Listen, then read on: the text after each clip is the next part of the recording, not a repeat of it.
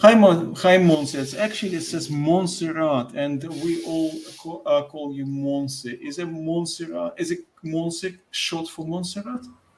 Yes, it is actually. That is my full name, and the Montse is short for it. Yeah, I knew that, but kind of wasn't really prepared. Montserrat, it sounds very solemn or something like that. Yeah. Okay. Okay. If you don't mind, I'll still can call you Monse. Monse, this is a very free flow. There's no script, nothing, and it's a D talk, and I won't dwell on what this D stands for, but we will discover it someday later. Or say direct talk, just direct talk. So I will ask direct questions and expect direct answers. Okay, Monse, let's start. This is 10 years. You said 10 years of independence as independence consultant. Is this particular date, or you mean just a year? Oh, this is this year. It's not a particular day. To be honest, I wasn't thinking about celebrating any anniversary, but then I realized that this year was actually my 10th anniversary. It's also somebody else's 10th anniversary, and that made me realize, yeah, it's 10 years so far, isn't it? This is the same thing. And so I thought, okay, maybe I kind of reflect a little bit on what uh, Okay, kind of let's reflect it. Let's get 10 years back and tell me what you were doing. Where were you? 10 years. What was your job before you start your own flight? Right. Well, before I became a consultant, I was working full time for a variety of companies, normally within the public sector and within the legal and the membership sector as Was well. it back in Spain? No, no, no, I was in London. I Okay, was in you London. already went on. Okay, so let's get you slightly back. This is a picture you sent to me. What is it? Tell me. Oh, that is a reservoir which is not very far away from where I live, actually. I came back home at the beginning, oh, actually, at the end of last year after 19 years Okay, in the just to make it very clear, this is Spain. This is This is picture Spain. in Spain. Where in Spain? This is in the northwest of Madrid city. Okay, so basically, it's for regular people like myself, it's in Madrid. Yeah. That is in Madrid, yes. Okay, it's Madrid, and we have another picture of Madrid you sent me as well, and I guess it's kind of iconic picture of Madrid at night. Plenty of flags, Spanish flags, and plenty of lights. Okay, so when did you move from Madrid to London? Or did you move from Madrid straight to London, or how was it? Well, I used to live in Madrid before I moved to the UK, and then I came back to Madrid at the end of that last year. So now you're living back in Madrid. I am now back in Madrid. Okay, interesting. I didn't know that. So, okay, when did you move from Madrid to London? When? That When? was in 2001, actually. That was very, very 2001. long. So 20 It years feels ago. like 20 another years life. ago, you moved 20 years ago, and probably you've seen this picture because it's about 20 years old. London Eye, isn't it? I Yes. guess. Okay, why did you move Why did I move from from? London to No, no, Madrid no, or Madrid to no, London? from Madrid to London. The first move. Oh, I wanted to travel a little bit. I wanted to live my life, and I also wanted to be in London. You see, I always have trouble explaining to born and bred British, born and bred, the reason why London has such a big appeal. Because London for them is just their capital city for in the UK. But to me, it feels like there was so much going on at that moment in time. There's so many exhibitions. I'm a big fan of music and art exhibitions, and there was so much stuff going on in there. I just felt I had to be there. I had to be there, and so I did. I enjoyed myself so much. I went to exhibitions. Music concerts, I learned a lot about other types of music other than rock, which is the one that I like. I learned about art. I learned about food, um, the different aspects of it. It was just absolutely amazing. I really wanted to be there. That is the sole reason I moved to London. And then once I'm there, I realized that I could live my own life, find out more about myself, maybe, and maybe just establishing myself and making a life for me. You obviously at that time there were no something like remote work, so you wouldn't really think about being remote from Madrid like you can do it now and work anywhere else and travel anywhere else. You don't have to live in one because obviously at that time was office job. Did you have office jobs there? We do, and we did back in the day. Because I didn't really move to London because of the work situation, really. I just moved out there because I wanted to be in London. I wanted to travel. I wanted to talk to people from other countries. I wanted to learn about their cultures. I wanted to practice English as well. I did linguistics at uni and English, and I really wanted to be able to put that into practice. To me, that was the most important thing at that moment in time. And remember, I was really, really young. I was starting to know about other people, other cultures. I really wanted to see the world. The world was my oyster, as they say. It still is, though. About 10 years ago, you decided you had enough bosses and you don't want to have any bosses who would tell you what to do. Or was this very different? How was it? So I don't understand. Was it different in terms of work or? Okay, why you decide to stop doing job? Like I'm an employee, for example, and I work for Duda, site builder, but you work for yourself. Why? Why do you decide? Because it's much less secure. You have to really take care of yourself and take care of your bills Mm, on your own. And big corporation will not just send you a paycheck. Well, it's nobody sends checks nowadays, but you won't get money at the particular day because you mhm. have to work for, I mean, you have to really gain it. Why you decide to do that? It wasn't a decision that was that very difficult to take at the time because um, there was a financial crisis about 10 years ago, 10 or 11 years ago, and I was laid off. And so I had to choose between applying for a secure job at a supermarket or taking the internship that I had been offered. And so I Yeah, took the it's the chance. exactly what I meant. It was completely difficult because I thought you just were fed up with your bosses who were telling you what to do. I said, yeah, no, I'm going to. Okay, so all this financial crisis. So usually crisis is a time when you can really do something because very little to lose. Did you think now after 10 years that it was that you gained with this crisis? After 10 years, I have to say it has been a fun ride. It has also been quite stressful at times because you see the lack of financial security. You don't really know where your next job is gonna come from or know when. You don't really know. But then at the same time, if you are able to keep calm, keep your options open, and keep learning, that can be managed very very easily. Um, I think to me, the most important thing is that I have been able to learn and to advance in my career.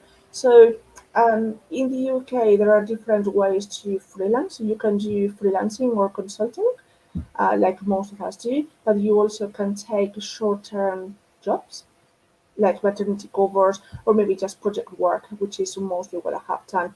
I have taken up jobs where I can deliver and lead on different projects that normally last for maybe from 6 to 9 months, maybe a year, and that is another option as well. You don't really need to be working for yourself all of the time.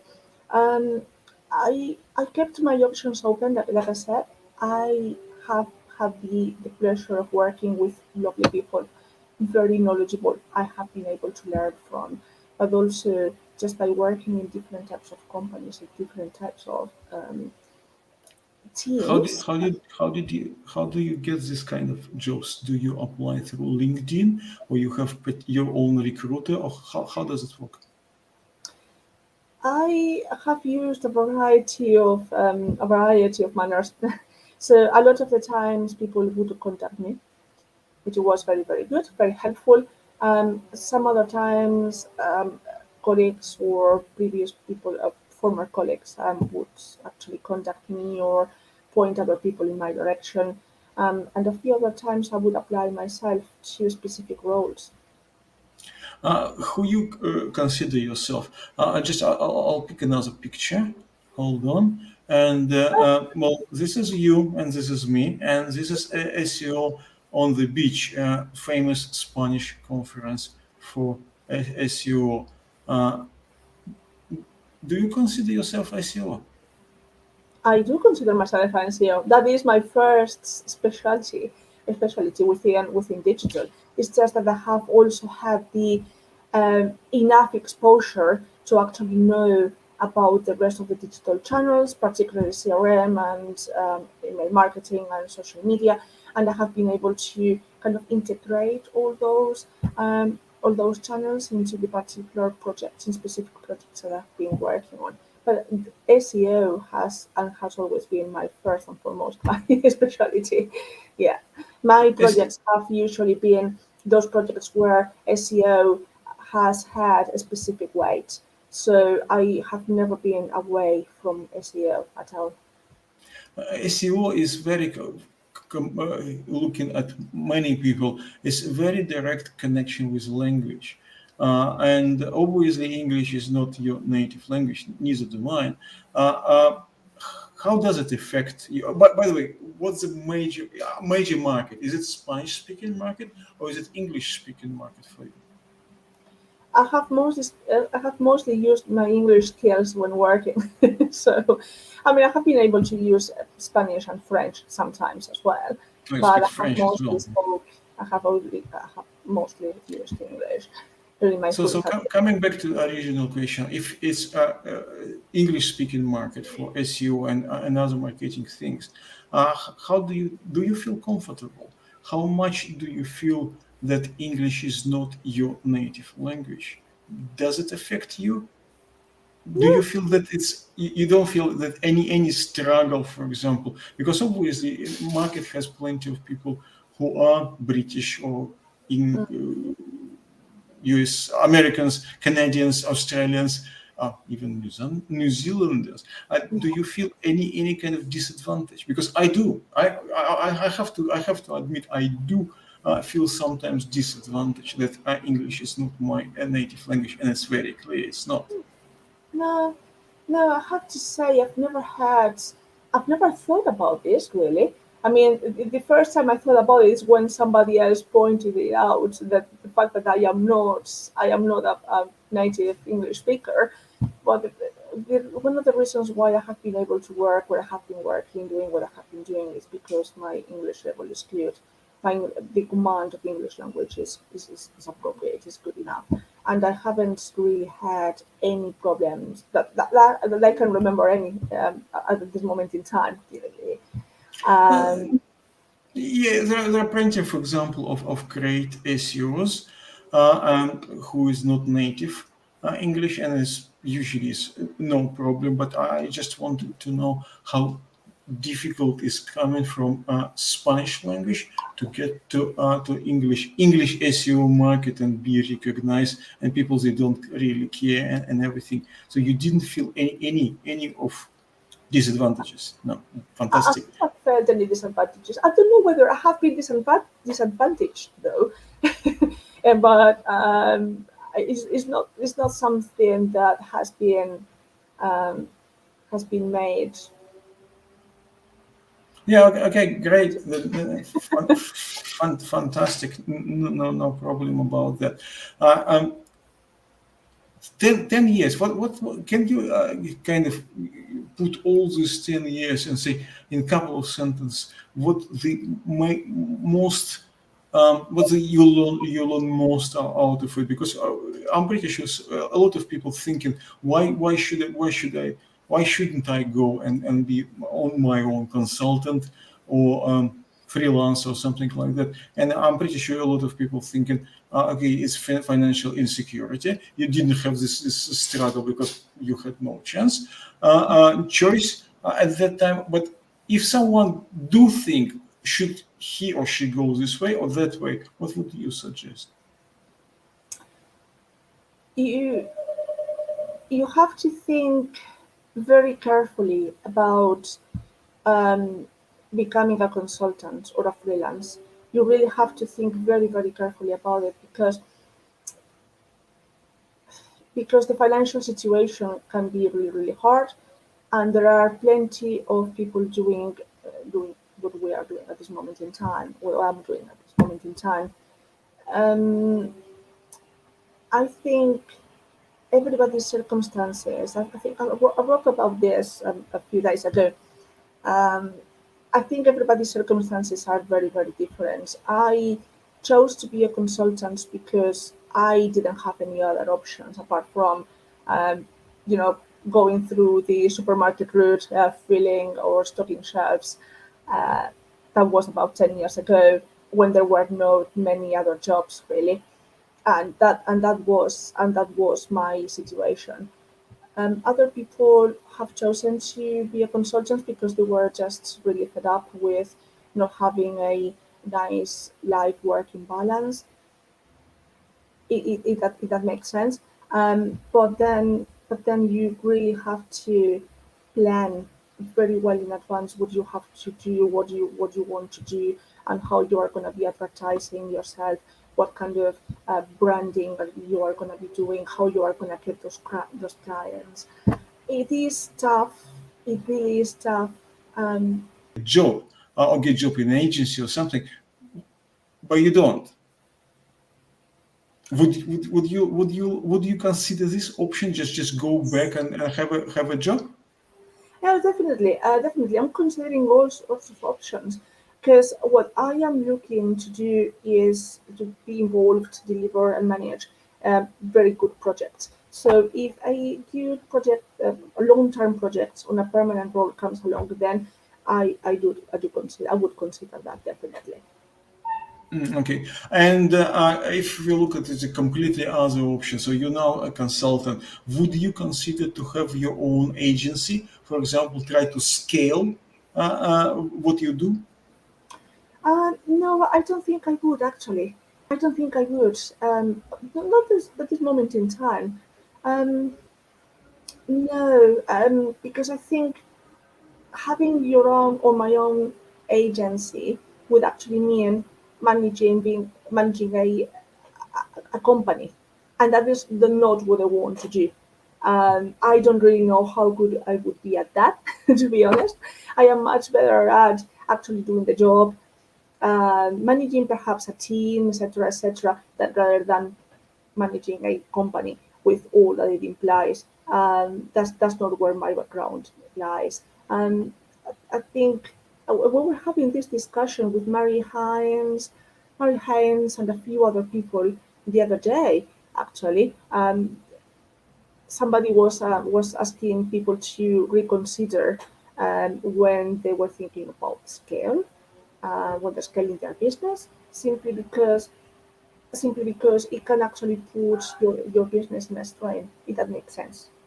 Um, you have to look after payroll or hiring or internal It's conflict, completely different thing. paperwork. Sooner or later, you became just not just you'll become a manager. So you manage people. You don't really do your thing. You don't do SEO anymore, obviously, because you have Yeah, to manage. legal You have to stuff, manage. I don't know, etc. 20 SEOs or something like that. Okay, from business to something less business. I have another picture you sent to me. What is this? It looks like a graffiti.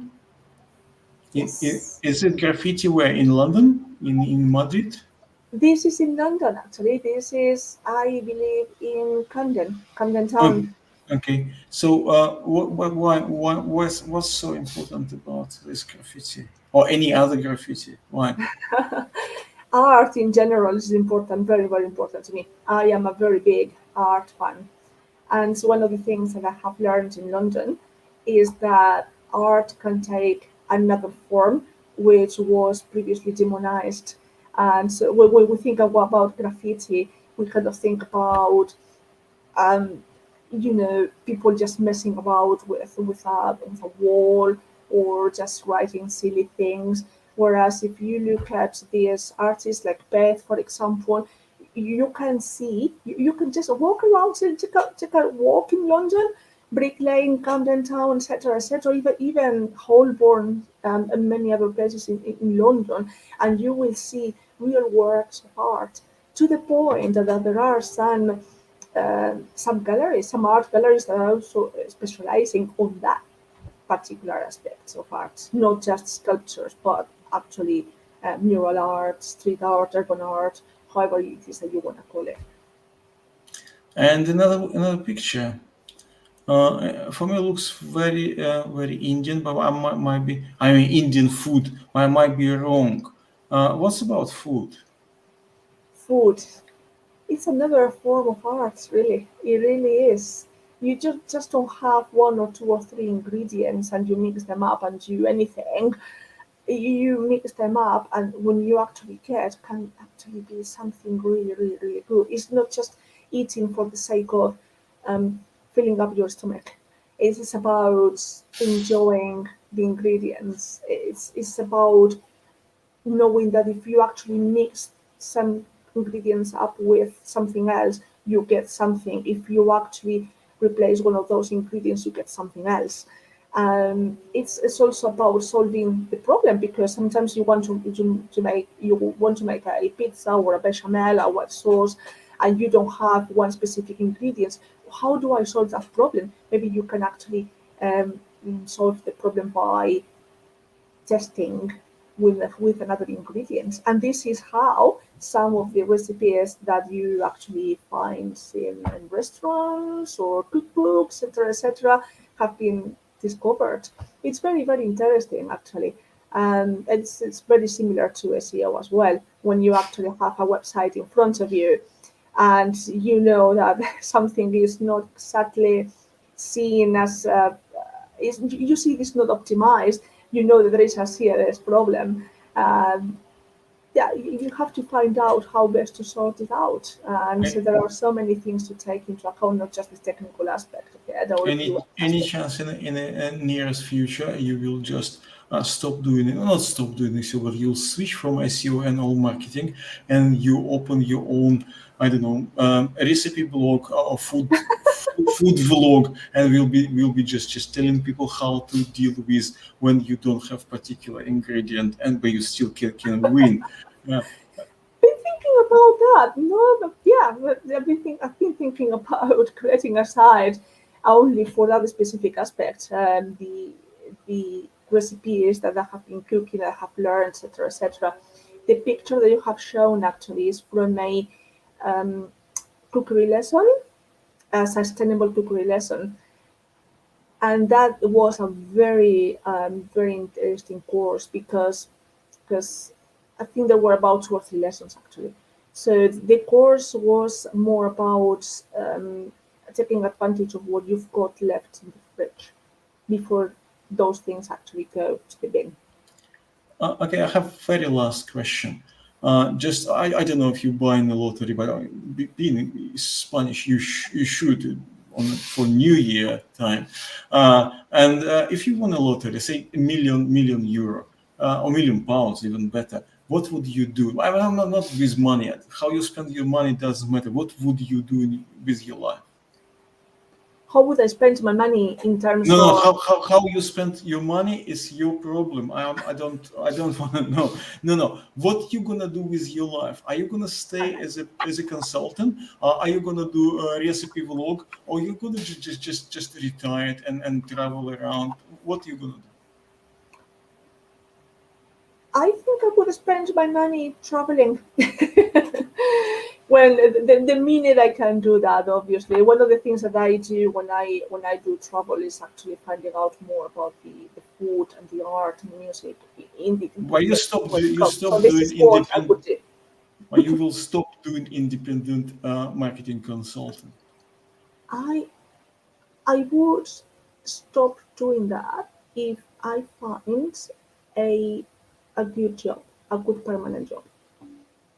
But I think Okay, you correct me if I'm wrong. You rich. You got a lot of money. I don't know whatever. Not million. Okay, 10 million. 10 million pounds you want. 10 million euros. So I mean enough money. You don't have to work anymore.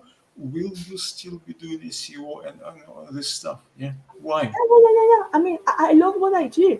So I would stop doing what I am doing as a consultant if I find a permanent job, but maybe not, because the thing is that there are so many possibilities, and people sometimes do come to me for advice, just like they did yesterday. We had a lovely chat about a ceramics website, etc., etc.